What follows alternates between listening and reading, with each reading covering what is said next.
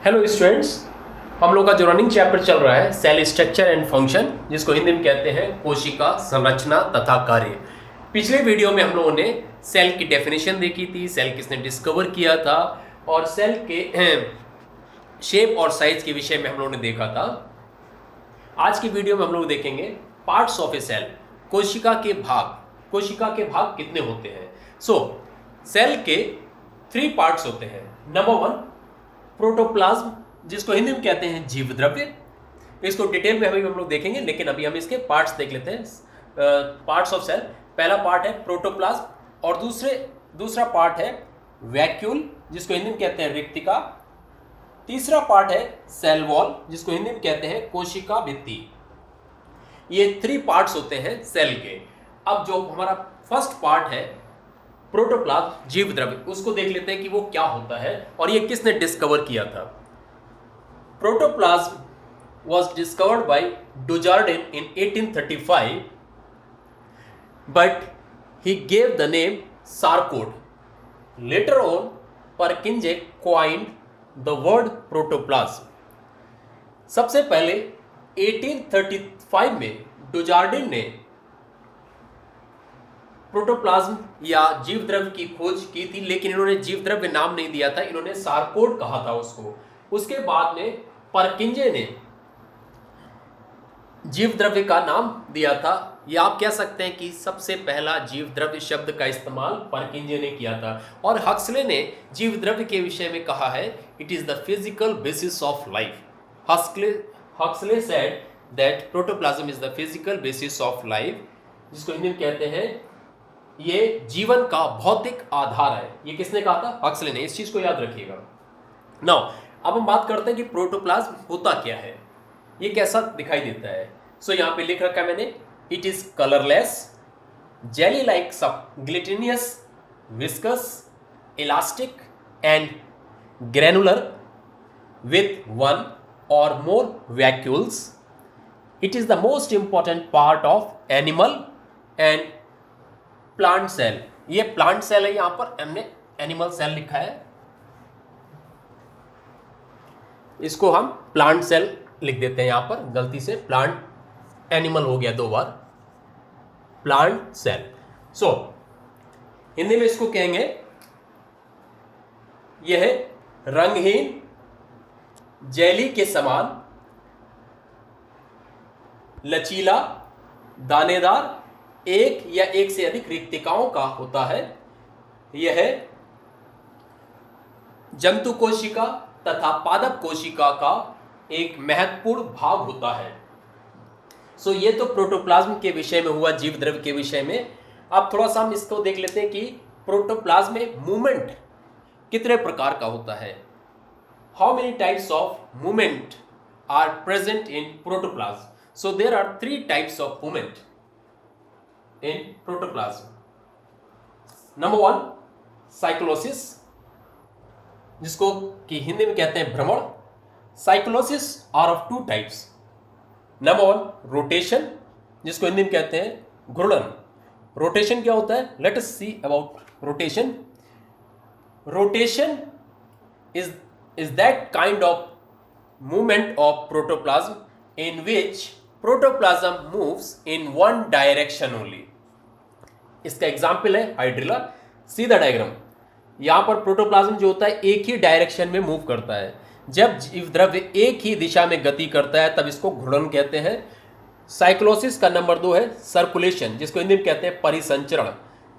When protoplasm moves in a cell in more than one direction. Example, ट्राडेस्केंशिया। ट्राडेस्केंशिया में जो protoplasm है, जीव द्रव्य जो है वो एक से अधिक डायरेक्शन में मूव करता है। नंबर 2, सीलियरी मूवमेंट, जिसको हिंदी में कहते हैं पक्षमाभिकीय गति। पक्षमाभिकीय गति, ये सीलियरी मूवमेंट जो है अपने आप में मीनिंग दे रहा है। सीलियरी का मतलब है सीलिया के द्वारा मूवमेंट या सीलिया की तरह मूवमेंट। तो जब when protoplasm moves like cilia, then it is called ciliary movement. जब ये पक्षवाभिका की तरह गति करता है कोशिका के अंदर, तब इसको पक्षवाविकीय गति कहते हैं। और इसका एग्जाम्पल है क्लैमाइडोमोनास। जस्ट सी यहां पर लिख रखा है मैंने क्लैमाइडोमोनास, और ये डायग्राम भी देखिए।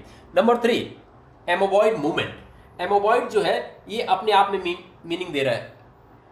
Amoeboid means amoeba.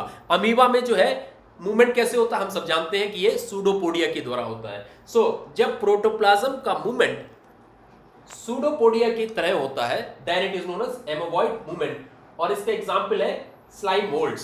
Slime moulds को कहते हैं फॉल्स फंजाई, जो फंजाई ट्रू नहीं होते हैं। इसमें सूडोपोडिया के दौरान तरह मूवमेंट होता है। नाउ अब हम बात करते हैं पार्ट्स ऑफ प्रोटोप्लाज्म, जीव द्रव्य के भाग। जीव द्रव्य के कितने पार्ट होते हैं? There are two parts of protoplasm. Number 1 cytoplasm, जिसको हिंदी में कहते हैं कोशिका द्रव्य। What is cytoplasm? Let us discuss about cytoplasm. Cytoplasm it is the part of protoplasm which moves around nucleus। ये कोशिका द्रव्य जो होता है जीव द्रव्य का वह भाग होता है जो केंद्रक के चारों ओर पाया जाता है। Next one nucleus, the most important part of a cell because it control all the activities of a cell. केंद्रक इसको हिंदी में कहते हैं। केंद्रक जो होता है वो कोशिका की सभी गतिविधियों को नियंत्रित करता है। साइटोप्लाज्म जो है इसकी जो मेम्ब्रेन होती है मोस्ट इंपॉर्टेंट है प्लाज्मा मेम्ब्रेन, जिसको हिंदी में कहते हैं जीव द्रव्य कला। प्लाज्मा मेम्ब्रेन को सेल एनवलप भी कहते हैं, प्लाज्मा लेमेला भी कहते हैं, और हिंदी मैंने अभी आपको बताया जीव द्रव्य कला कहते हैं। Plasma membrane is a single unit membrane. It is semi differentially permeable membrane.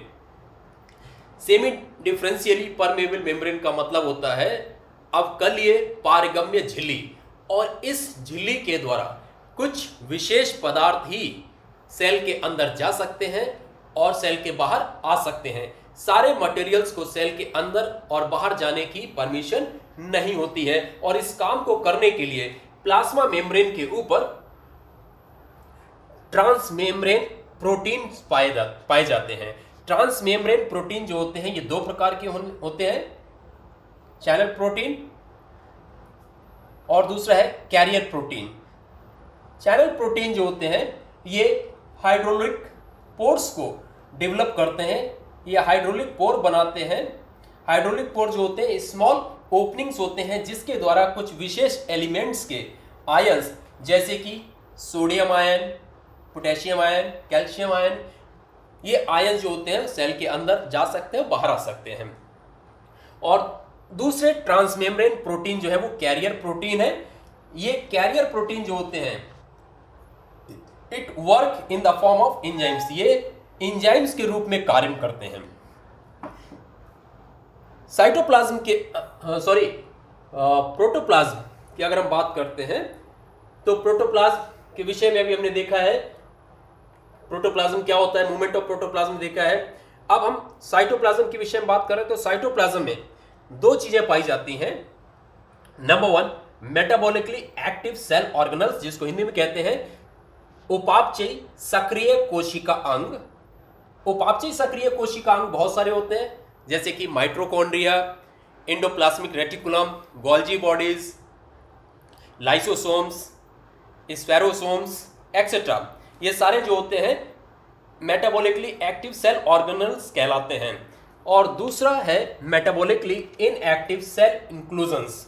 Metabolically inactive cell inclusions को हिंदी में कहते हैं उपापचयी निष्क्रिय पदार्थ। ये भी कई प्रकार के होते हैं जिसको कि हम बाद में देखेंगे कौन कौन से होते हैं।